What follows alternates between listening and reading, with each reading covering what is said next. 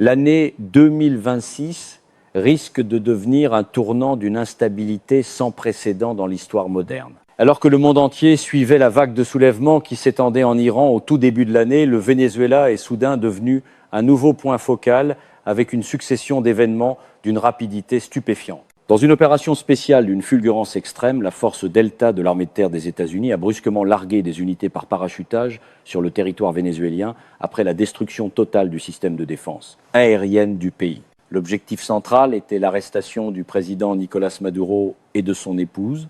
L'opération a été bouclée en quelques heures. Les deux ont été capturés vivants, puis immédiatement transférés vers le territoire des États-Unis afin de préparer leur comparution en justice. Cet événement n'a pas seulement ébranlé l'ensemble du continent américain, il a aussi produit une onde de choc à l'échelle mondiale. Ce qui frappe, c'est que durant les mois précédents, les États-Unis avaient continuellement renforcé leur présence militaire autour du Venezuela, notamment par le déploiement d'un porte-avions et d'unités stratégiques de combat. Mais le président Donald Trump était resté silencieux, donnant à beaucoup l'impression que Washington se contentait de durcir l'embargo économique. C'est pourquoi l'action militaire directe à l'aube ce matin-là a pris le monde entier de court. La vitesse d'exécution et l'audace de l'opération ont sidéré de nombreux pays. Plus étonnant encore, le moment de l'arrestation de M. Maduro portait une signification historique particulière.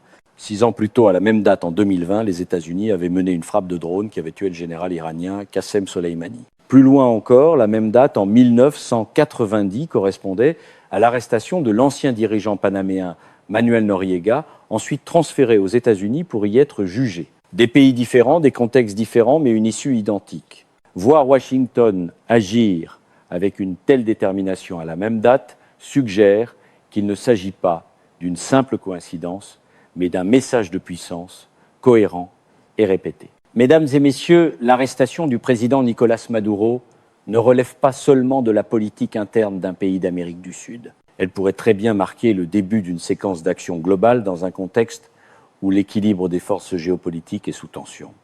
Alors que l'Iran affronte une vague de contestation intérieure inédite, l'opinion internationale s'interroge, l'Iran sera-t-il le prochain nom sur la liste? Et si cela se produit, quelle serait la réaction de puissances comme la Travan Chine? À 4h20 du matin, heure de Caracas, le président Donald Trump a personnellement annoncé qu'une opération militaire de grande ampleur visant le centre de pouvoir du régime Maduro avait officiellement été déclenchée. Peu après, la ministre de la Justice Bondi a confirmé que le couple au sommet du Venezuela était en cours de transfert vers la ville de New York afin d'y faire face à de lourdes accusations pénales, notamment complot de narcoterrorisme, contrebande de cocaïne, détention d'armes de guerre et menaces contre la sécurité nationale des États-Unis. L'opération a démarré alors que Caracas était encore plongé dans le calme de l'aube. En moins d'une demi-heure, des frappes aériennes de haute précision ont touché des sites décisifs, la base aérienne La Carlota, le complexe militaire Fuerte Tuna, des centres de communication stratégiques, ainsi que des ports clés du régime Maduro. Dans le même temps, les forces américaines de guerre électronique ont neutralisé l'ensemble des communications et du réseau électrique autour du cœur du dispositif, paralysant totalement la chaîne de commandement du gouvernement vénézuélien. Dans une interview diffusée sur Fox News, le président Donald Trump a livré un détail qui a particulièrement retenu l'attention. Le raid a été si rapide que Nicolás Maduro et son épouse ont été tirés de leur lit alors qu'ils dormaient encore. Tous deux ont été aussitôt conduits à bord du navire USS New York, puis évacués hors des eaux vénézuéliennes seulement quelques heures plus tard. Un élément a choqué de nombreux observateurs, le système de défense aérienne moderne fourni par la Chine à Caracas n'a absolument pas réagi face à l'opération. La neutralisation éclair a empêché la garde rapprochée de Maduro de riposter. Washington a toutefois reconnu un bref échange de tirs ayant causé des blessures légères à quelques soldats américains avant l'achèvement de la mission. De nombreux spécialistes estiment que l'échec de Maduro ne tient pas uniquement à une incapacité défensive, mais aussi à une mauvaise lecture de la situation. Une semaine seulement avant l'opération, Washington aurait proposé à Maduro de quitter le pouvoir sans heurts et de partir en exil en Russie. Il aurait refusé, convaincu que Donald Trump ne franchirait pas la ligne diplomatique. Cette certitude erronée a ouvert la voie à une attaque fulgurante d'une durée de 2 heures, à peine suivie en direct depuis le centre de commandement installé dans la résidence Mar-a-Lago de Donald Trump. L'un des mystères les plus débattus après l'opération est le suivant. Comment l'armée américaine a-t-elle pu déterminer avec une telle précision la position de Maduro, un dirigeant réputé extrêmement prudent, changeant fréquemment de lieu de résidence? pour éviter les traques et les raids. Par quel mécanisme cette information sensible a-t-elle pu fuiter? Une hypothèse particulièrement commentée concerne une visite de haut niveau en provenance de Chine. Survenue environ 3 heures avant l'opération, Maduro aurait rencontré une délégation spéciale venue de Pékin, conduite par un envoyé chargé de l'Amérique latine. La réunion n'était pas seulement diplomatique, elle a été largement médiatisée par les parties concernées comme une démonstration politique. Plus de 600 documents de coopération bilatérale ont été signés, un chiffre spectaculaire qui reflète la proximité entre Caracas et Pékin. Des images de la cérémonie ont envahi les médias chinois, russes et vénézuéliens, révélant une mise en scène inhabituelle alors même que le contexte sécuritaire était extrêmement tendu. Ce qui a nourri les soupçons, c'est que plusieurs sources ont indiqué que la délégation chinoise serait restée à Caracas au moment de l'arrestation. D'où l'idée que la localisation de Maduro ait pu être exposée de manière involontaire ou indirecte à travers cette activité diplomatique, d'autant que la zone autour de la capitale vénézuélienne était déjà saturée d'opérations de renseignement venant de multiples acteurs. À l'échelle stratégique, le Venezuela n'est plus depuis longtemps une simple crise intérieure. Ce pays d'Amérique du Sud est devenu un tremplin permettant à des puissances comme la Chine, la Russie, l'Iran et Cuba d'étendre leur influence dans une région que Washington considère comme un intérêt vital.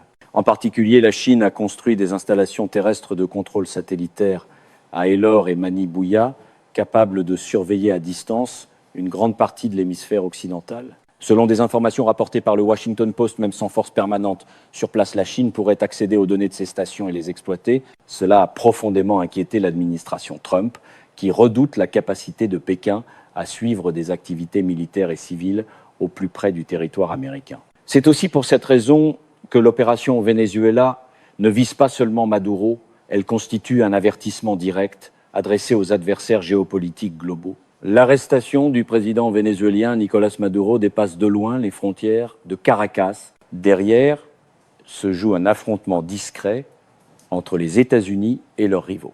Dans ce tableau, la Chine occupe une place particulière. Plus de 80% du pétrole brut vénézuélien serait exporté vers la Chine et le cœur du dispositif de défense aérienne du pays aurait également été fourni par Pékin. Voir Maduro capturé vivant lors d'une opération américaine représente un coup dur pour le prestige et l'influence chinoise dans ce que Washington considère comme son arrière-cour. Les observateurs estiment que les États-Unis ont envoyé un signal stratégique limpide. Toute force soutenant les adversaires de l'Amérique dans la région peut devenir une cible. Des médias américains citant des sources de renseignement indiquent que sans déployer directement de soldats chinois au Venezuela, Pékin conserverait des droits d'accès aux installations satellitaires d'Elor et de Manibouya, ce qui lui permettrait de suivre l'évolution régionale et de collecter en continu des informations sensibles. Pourtant, tout a basculé lorsque l'opération américaine s'est révélée trop rapide et trop efficace. Une hypothèse remarquée dans les milieux technologiques pointe un facteur inattendu. L'échec pourrait provenir de l'appareil même auquel le camp Maduro faisait une confiance totale, le smartphone Huawei. Des enquêteurs estiment que si des données de géolocalisation issues de cet appareil transitaient via une infrastructure réseau liée à la Chine, l'armée américaine aurait pu intercepter le signal et en déduire la position exacte de Maduro. Dans ce scénario, une technologie censée constituer une couche de protection solide serait devenue une faiblesse mortelle. Mais quelle que soit l'origine de la fuite, le résultat final ne change pas. Maduro n'aurait pas été nécessairement trahi de l'intérieur ni commis une erreur tactique évidente. L'échec viendrait plutôt d'une dépendance trop profonde à un réseau diplomatique et technologique fortement marqué par l'empreinte chinoise. Des éléments qui semblaient dispersés, délégations de Pékin, stations satellitaires, équipements de télécommunications, convergent soudain vers un même point, une exposition impossible à expliquer par une cause unique. Les conséquences se sont étendues au monde entier. Certaines sources en Chine affirment qu'après l'arrestation de Maduro, le président Xi Jinping aurait demandé aux officiers de l'armée populaire de libération à partir du niveau division et au-dessus de limiter l'usage d'équipements Huawei dans les situations sensibles. Même si cette information n'a pas été confirmée officiellement, sa diffusion suffit à illustrer la gravité de la crise. Même l'appareil militaire chinois commencerait à douter d'un système qu'il disait jusque-là maîtrisé. Tout cela montre que le choc géopolitique dépasse largement le Venezuela. Le tableau d'ensemble se précise, le Venezuela était devenue une plateforme stratégique pour plusieurs forces opposées aux États-Unis. La Chine en particulier s'y distinguait par son rôle de financeur, de fournisseur d'équipements militaires, de bâtisseur d'infrastructures satellitaires, et par sa mainmise sur une grande partie des flux énergétiques. De leur côté, la Russie, l'Iran et Cuba étaient présents sous diverses formes, allant du conseil militaire à la coopération de renseignement et à l'entraînement de forces spéciales.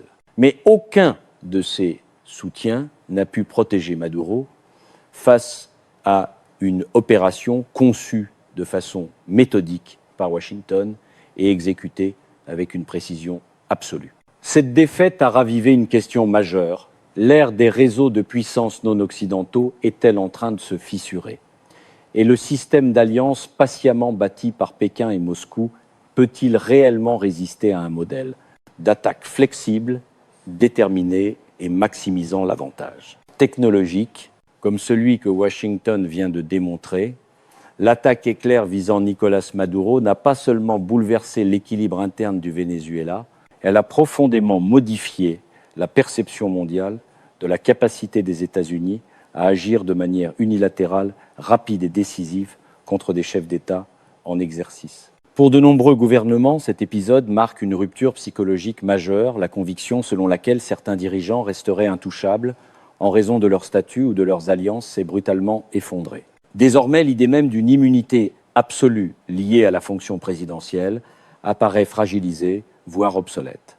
À Téhéran, l'effet a été immédiat. Alors que les manifestations entraient dans leur deuxième semaine consécutive, la nouvelle de l'arrestation de Maduro a circulé comme une onde de choc. Pour une partie de la population iranienne, cet événement a été perçu comme la preuve que même les régimes considérés comme solidement protégés par des alliances internationales pouvaient tomber en l'espace de quelques heures. Dans ce climat déjà explosif, les slogans entendus dans les rues ont commencé à intégrer des références directes à Caracas, transformant l'exemple vénézuélien en symbole d'espoir et de rupture possible. La réaction des autorités iraniennes a trahi une nervosité inhabituelle. Les forces de sécurité ont été déployées en nombre accru autour des bâtiments gouvernementaux, tandis que les communications officielles se faisaient plus rares et plus prudentes. Le souvenir de la déclaration récente de Donald Trump affirmant que les États-Unis étaient prêts à agir si la répression contre les manifestants se poursuivait a soudain pris une dimension nouvelle. Après Caracas, ces paroles n'étaient plus perçues comme de simples menaces verbales, mais comme l'annonce crédible d'une capacité d'action réelle. À Moscou, les cercles du pouvoir ont également dû revoir leurs calculs. Le Venezuela représentait depuis longtemps un pilier stratégique dans la coopération énergétique et militaire russe en Amérique latine. La perspective que Washington puisse désormais exercer un contrôle direct ou indirect sur les ressources pétrolières vénézuéliennes a suscité de profondes inquiétudes. Une baisse durable des prix du pétrole, combinée aux sanctions déjà en place, exercerait une pression supplémentaire sur une économie russe fragilisée. Dans ce contexte, certains analystes estiment que le Kremlin pourrait être contraint de reconsidérer certaines de ses positions diplomatiques afin d'éviter une détérioration supplémentaire de sa situation économique. Pour la Chine, les implications sont encore plus vastes. Pékin avait investi des sommes colossales au Venezuela, non seulement sous forme de prêts et de contrats énergétiques, mais aussi à travers la construction d'infrastructures stratégiques destinées à asseoir une présence durable dans l'hémisphère occidental.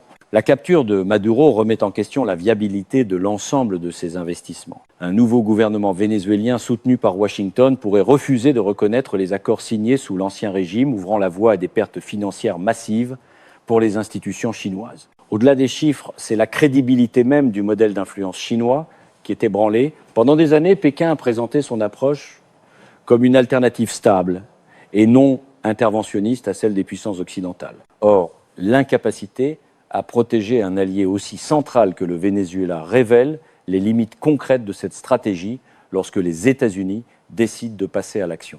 Pour de nombreux pays observateurs, la question devient alors inévitable dans un moment de crise extrême sur quel partenaire peut-on réellement compter. L'effet domino redouté commence ainsi à se dessiner. Des gouvernements qui entretenaient jusqu'alors des relations étroites avec la Chine ou la Russie pourraient être tentés de réévaluer leurs alliances par crainte de se retrouver isolés face à une pression américaine directe. Cette dynamique ne se limite pas à l'Amérique latine.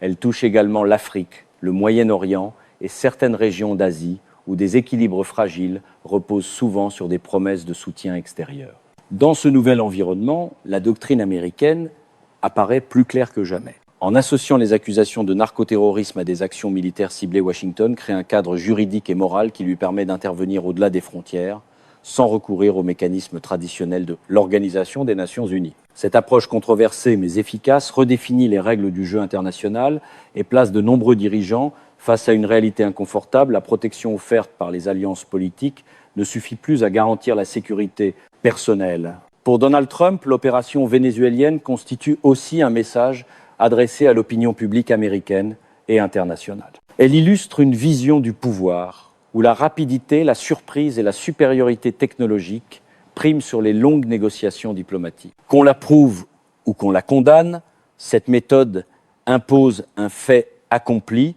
que les autres acteurs doivent ensuite intégrer dans leurs calculs. Ainsi, la chute de Nicolás Maduro ne se résume pas à la fin d'un régime. Elle marque l'entrée dans une phase nouvelle des relations internationales, caractérisée par une incertitude accrue et par la remise en cause de certitudes longtemps considérées comme immuables. Dans ce monde en recomposition, chaque capitale observe désormais les événements avec une attention redoublée, consciente que ce qui s'est produit à Caracas pourrait un jour se reproduire ailleurs.